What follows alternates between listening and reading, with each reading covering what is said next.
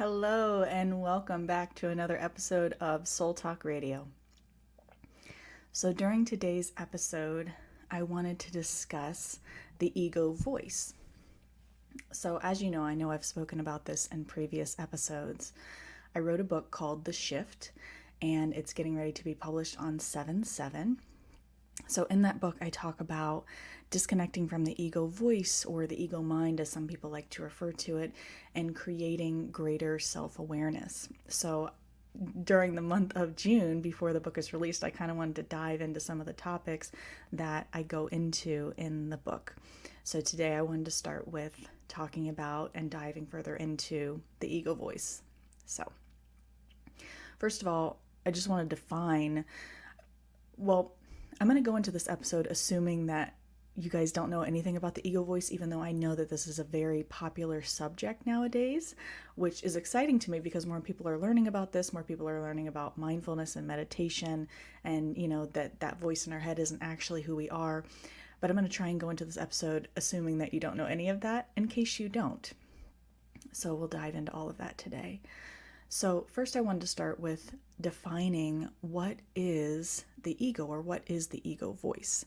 So the ego is essentially that little voice that you hear in your head, like when you're thinking, or when you're reading a book, the voice that you're hearing as the book is being narrated, that voice is called your ego. It's just simply a tool.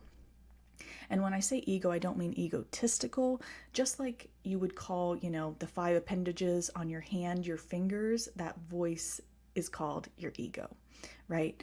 But we're not actually that voice. We hear that voice talking all day long on this little hamster wheel. And so we begin to identify as the voice. We believe that is who we are.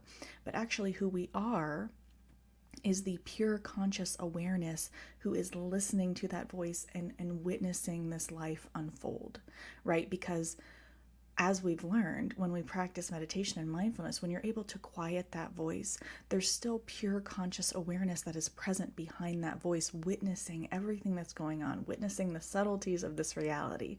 So that is who you truly are, that witness, that pure consciousness, the soul entity, whatever you want to call it. It doesn't matter what you label it, but that is who you truly are, witnessing that voice, the ego voice, that tool. So why is it important to recognize that we are not that ego voice, that voice inside of our head? To cultivate greater self-awareness, when we begin to realize that we are not that voice, we can then start to dissect that voice, because a lot of times that voice, as we know, is very negative, judging ourselves, judging others, possibly worrying.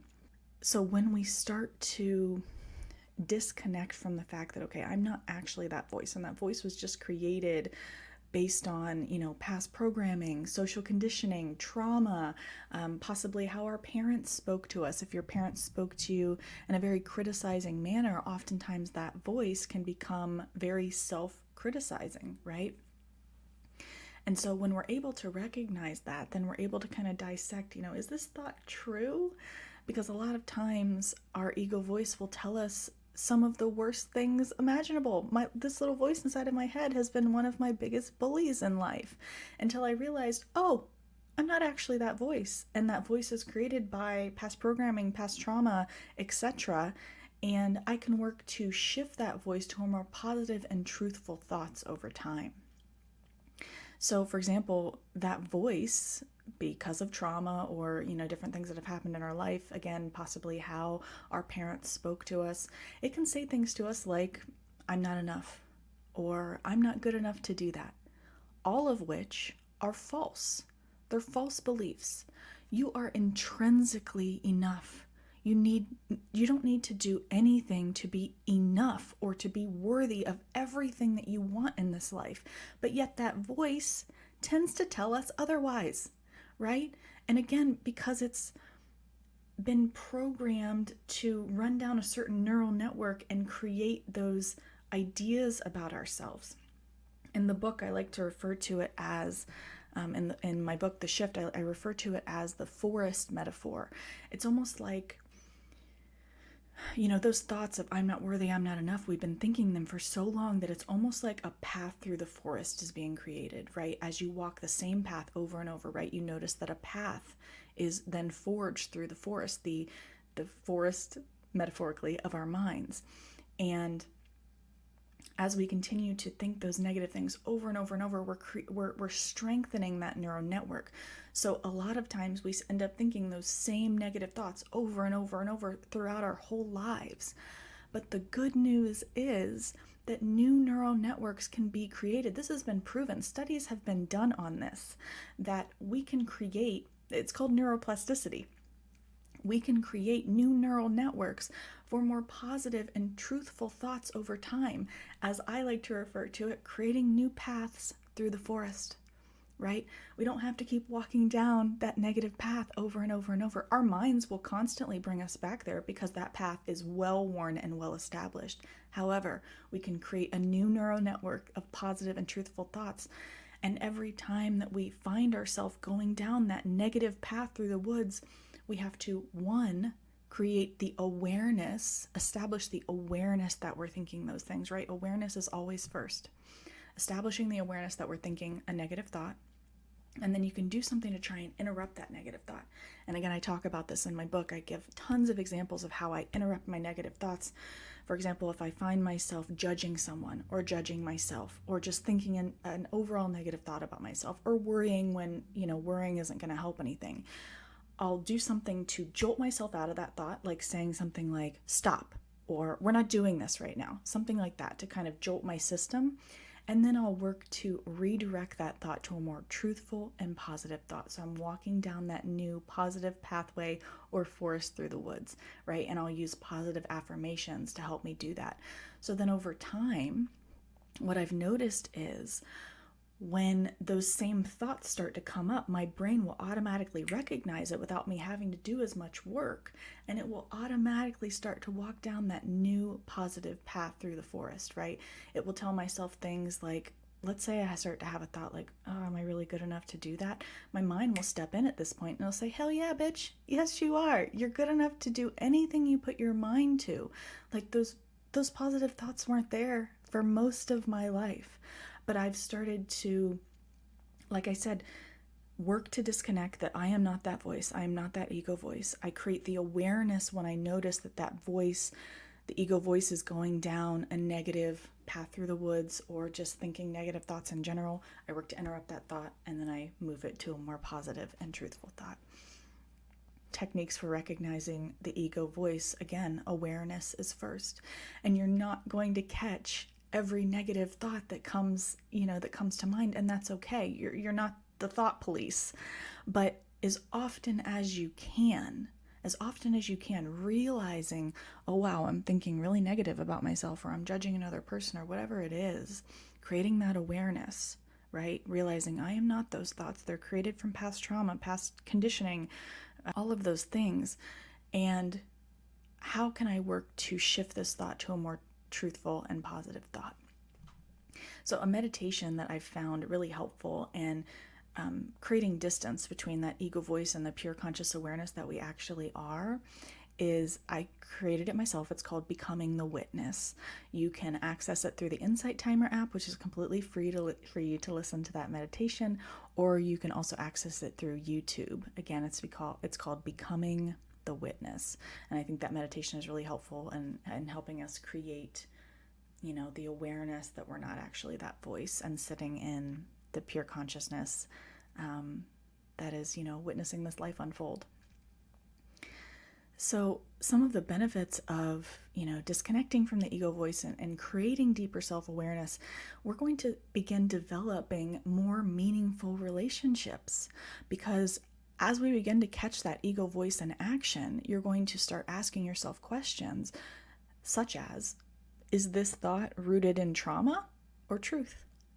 I can't tell you how often, and it still happens, right? Like, it's going to continue happening throughout my life, but I can't tell you how often I'll have a thought and then I'll think, is that based on past trauma? And I'm so aware of it now that I can be like, yeah, that definitely is based on past trauma, and that's not actually the truth of the situation.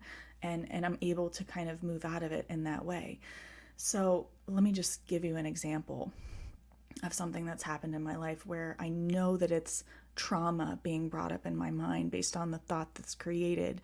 So I've had instances in my life where I was dating a partner and they cheated, or I've dated a partner and they went back to their ex, or they started dating their quote unquote friend, right? Like we were dating and they had this close female friend, and oh, she's just a friend, sort of thing, even though my intuition at the time told me that wasn't 100% truthful, but I pushed past that. But, anyways, trauma has now been created around that sort of dynamic, right? And that doesn't mean that that's going to be the same dynamic with every relationship that I'm in moving forward. However, my mind tends to create the story that it will be, right?